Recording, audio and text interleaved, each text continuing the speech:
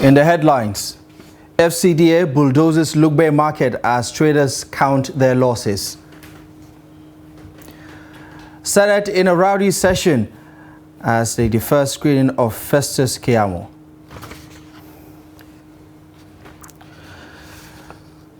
Police investigate death of medical doctor 6 months after his wedding in Jos. And on the foreign scene, Ethiopian government accuses Amhara militia of seeking to overthrow the government. Hello there, good evening and welcome to the news update on Trust TV. My name is Abdullahi Ahmed.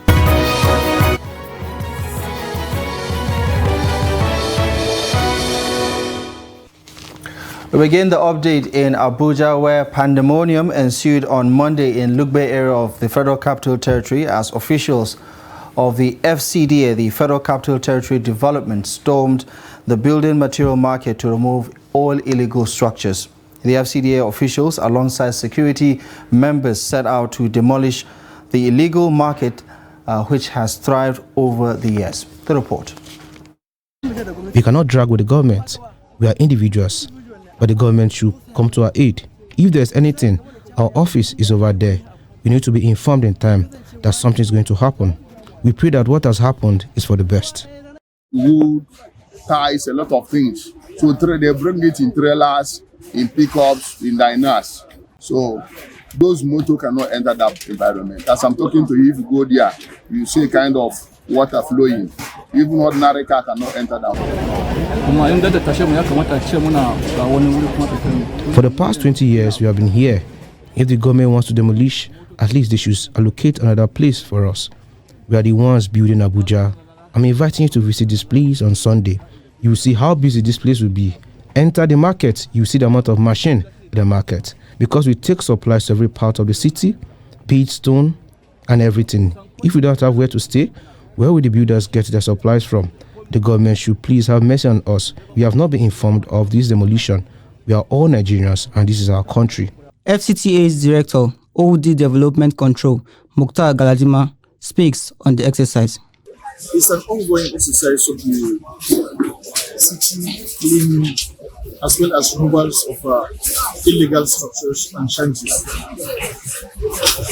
Furthermore, this area that we're operating today is the corridor of the Ring Road 3 that will take you up to Gorimpa to Public Service Institute along Honest. So it's going to link up with Saraji and Apple Mechanic District. And behind you can see a high tension line. TCN has already awarded contract for the energization of this line as well as empowering the corridors. So we have to remove it before they come and do their own operation. Notice for demolition has been given to the market authorities over a period, but was neglected. Now, the screening of ministerial nominee Festus Keyamo, SAN, threw the Nigerian Senate into a rowdy session on Monday as lawmakers could not agree on whether to go ahead with Keyamo's screening or not. Now, this is as a result of a point of order raised by the senator representing Abia Central, Dannington Nwokocha, stressing why the nominee screening should be suspended. The report.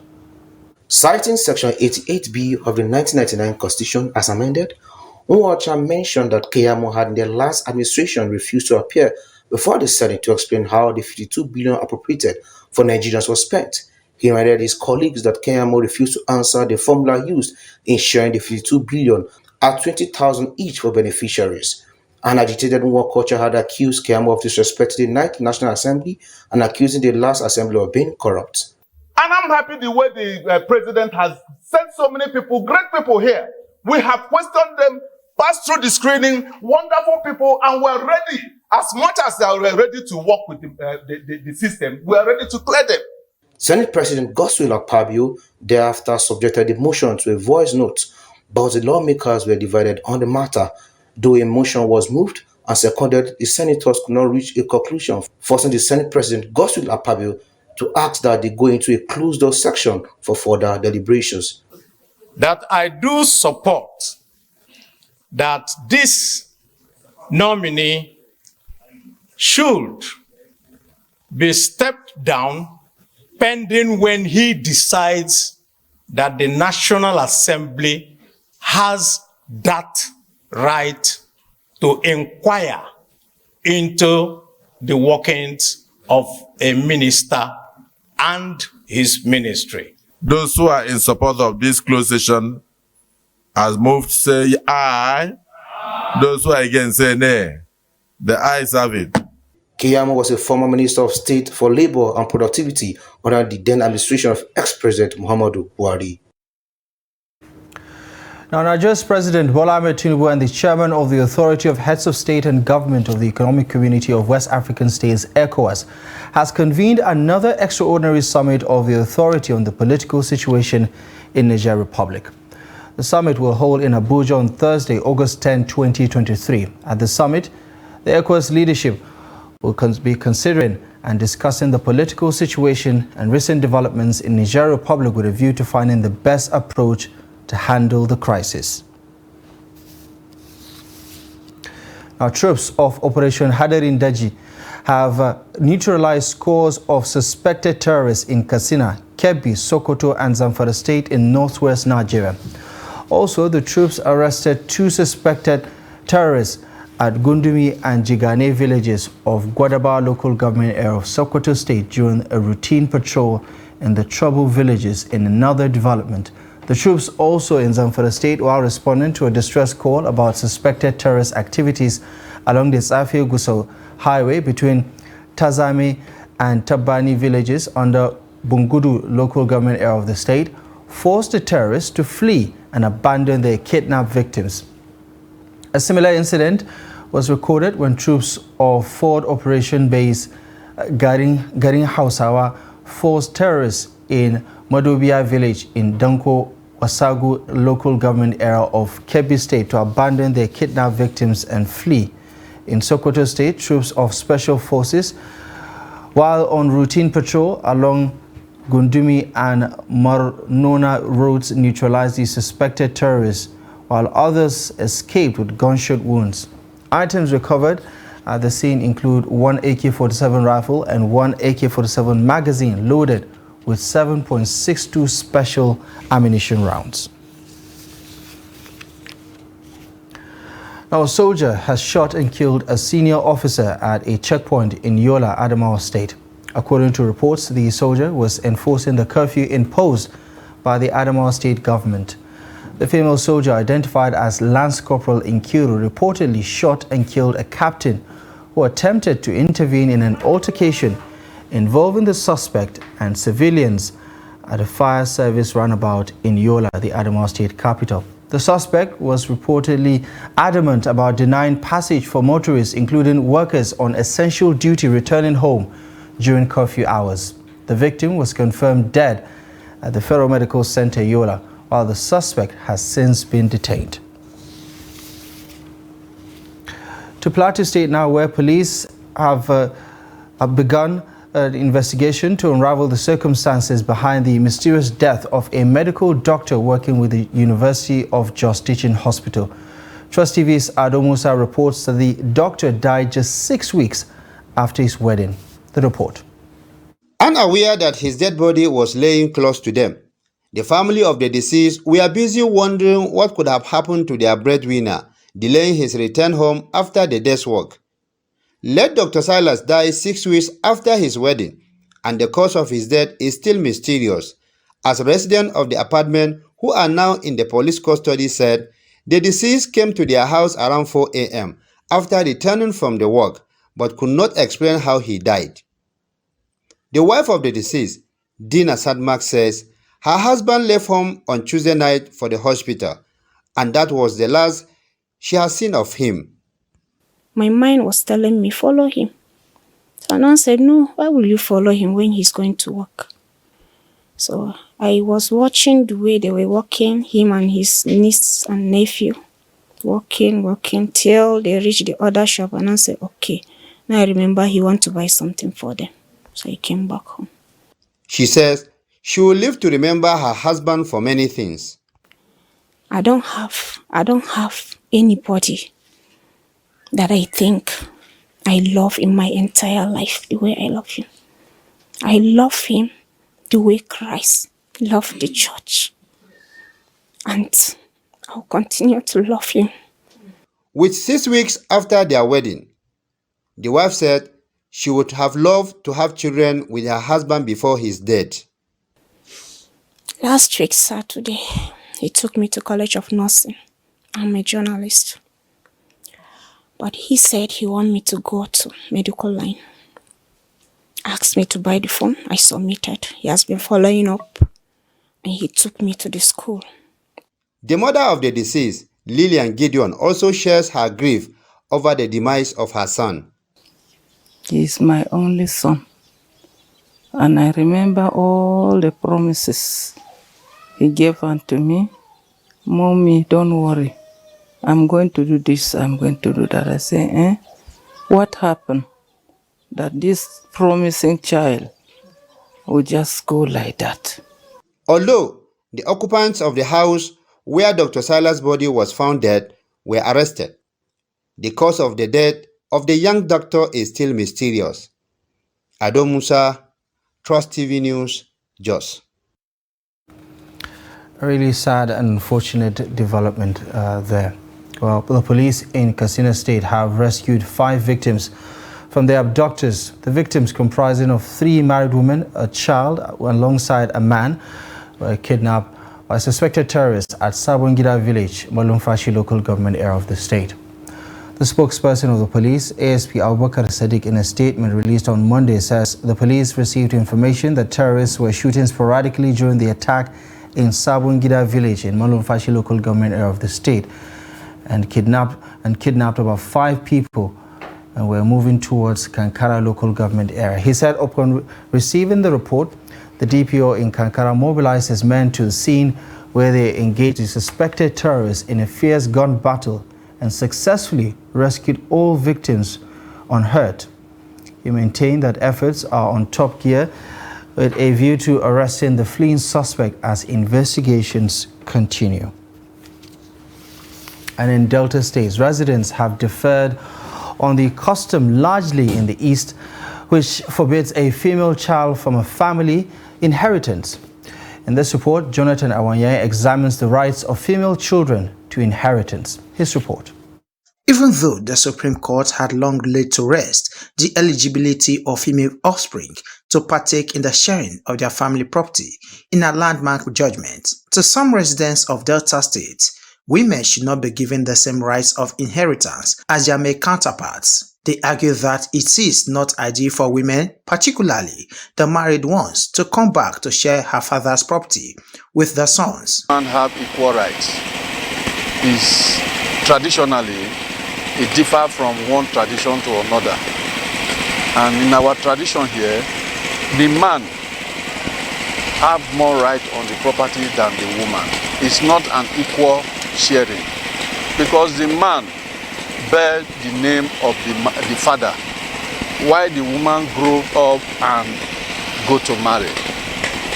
Others describe the tradition as repulsive to equity in the modern day. They argue that female offspring deserve same rights given to their male counterparts and therefore should not be discriminated against. When their father is late and they have maybe 1 or 2 or 3 the month, what they normally do, they will drive the woman, carry your things and go home.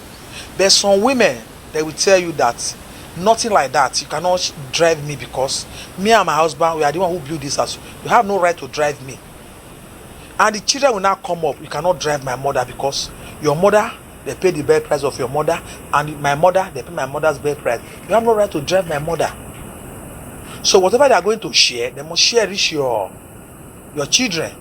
According to Barrister Andrew Ako, the Supreme Court decision settled beyond all doubts the fundamental right of a female to participate in the inheritance of her deceased father's estate. Customary practice and tradition exhibiting or prohibiting female gender from inheriting the estate of their parents, of their deceased parents, is repugnant to natural justice, equity, and good conscience.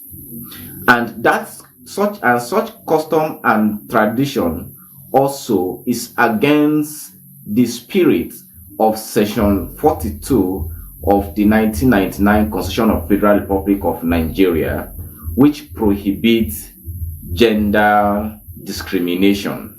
Many are of the opinion that denying female children's rights to their parents' properties is an extension of discrimination against women. You're watching the news update on Trust TV. Still to come, we take a look at alternative costs during the impact of the removal of fuel subsidy. We have more details of this and many more stories coming up ahead after the break.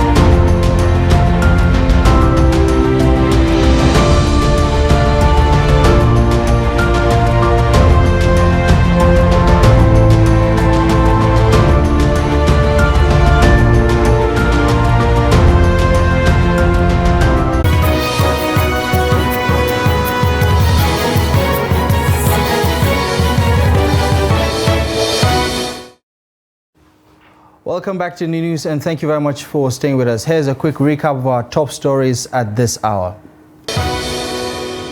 FCDA bulldozes Lugbe market as traders count their losses. And Nigerian Senate in a rowdy session defers screening of Festus Keyamo as ministerial nominee.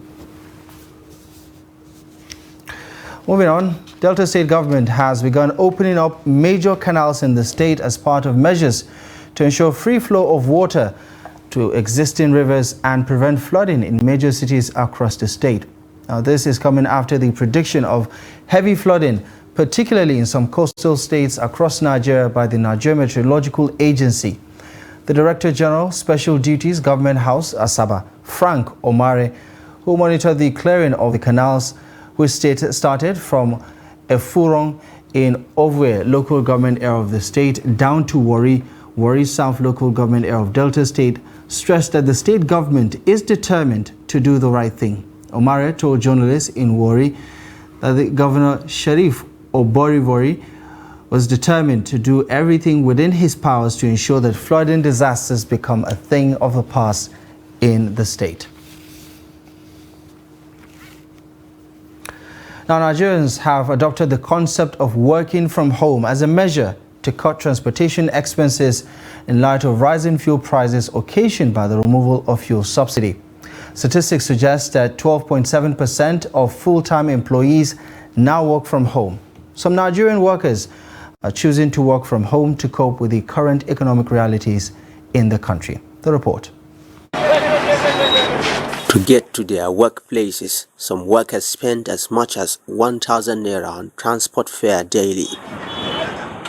The money accrued to 30,000 naira monthly, an equivalent of the minimum wage. Abdulaziz Ibrahim is a journalist based in Jola Town. He spends 1,500 naira on daily basis to get to his office in Jamaica, but now works from home to cut costs. Due to this fuel subsidy and the increment of fuel price, 1,500 naira can only pay for my transport fare, excluding the food I will eat at my workplace and so on. So if I work from home, that 1,500 naira that I will use to pay for transport and will be safe. So I decided to work from home to save part of my earnings. Since taking the new strategy of working from home, Abdulaziz saves little money, which he uses to improve his living condition. The young journalist is now advocating for the implementation of palliatives promised by the federal government to cushion the effect of fuel subsidy removal. To provide such palliative that the president said during his last broadcast in a few recent days. He made a promise that everything will be fine and they will provide palliatives and that will ease a lot to workers. So I'm urging the state governments, they should do all the possible ways, they should follow all the possibilities to make sure the aim, the masses that were entitled to benefit from such palliatives has actually benefit. A lot of Nigerians who work from home like Abdulaziz hope that governments and private establishments will adopt a work-from-home policy to help them survive the current economic meltdown across the country. Ibrahim Ismail, Trust TV News. Now, in the same vein, the current economic challenges in Nigeria is forcing offices to design work plans that will allow members of their workforce to work from home. Now, working from home was experimented when the COVID-19 pandemic hit a couple of years ago, but now the idea is being reintroduced to cope with the rising cost of living across Nigeria. In Bauchi State, some workers spoke to Trust TV's Adamu Imam on the new working strategy. Some temporary measures have been introduced by many working institutions across the country as a strategy to reduce the current economic pressure on Nigerian people. One of those strategies is working from home, which reduces cost of transportation and challenges the creativity of workers. However, it does not seem that the strategy is acceptable to all workers. Workers in Bauchi State, for instance, have divergent opinion on whether the decision is feasible. I can cope or fight the idea of high cost of living because of the challenges we are facing in this country, especially the high cost of food price, transportation, and all that. If the government, especially the federal government of Nigeria, can find a situation that can fight these challenges, and for the masses or for the people of Nigeria to face this hardship they are facing, that is a good idea, or this is a welcome idea. You already have distraction from the person that is a family man. The young man, he wants to go and chill with his friends, this and that. At the end of the day, the job he's supposed to do, because already when you are in the workplace, there are already distractions within the work environment already. The distractions are going to be greater if we are working from home.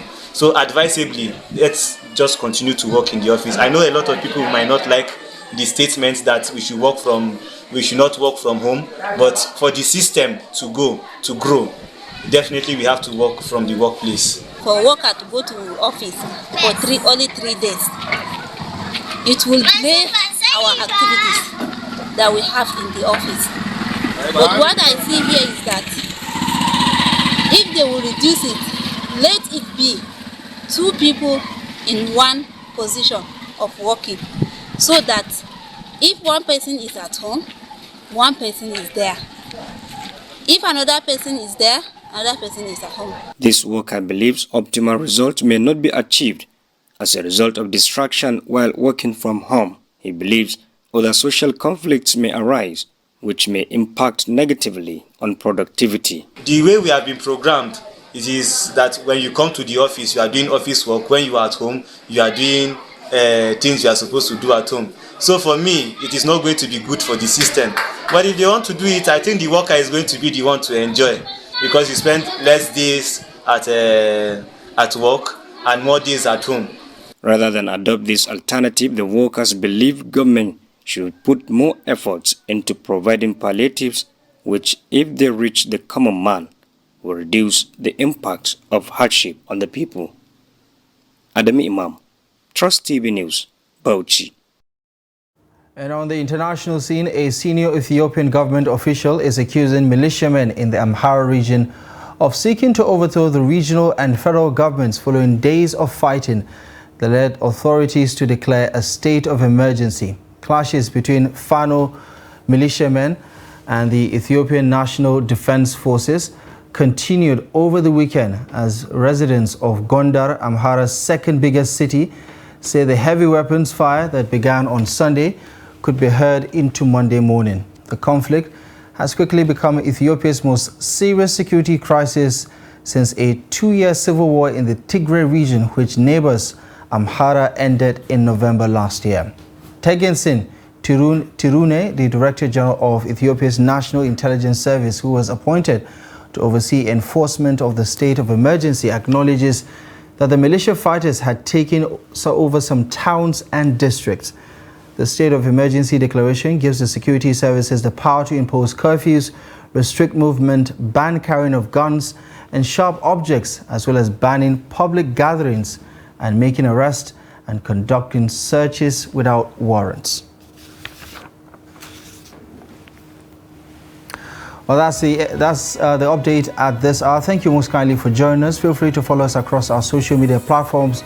For more content and for more news, do check out our website at trusttv.com. My name is Abdullah Ahmed. Thank you for watching.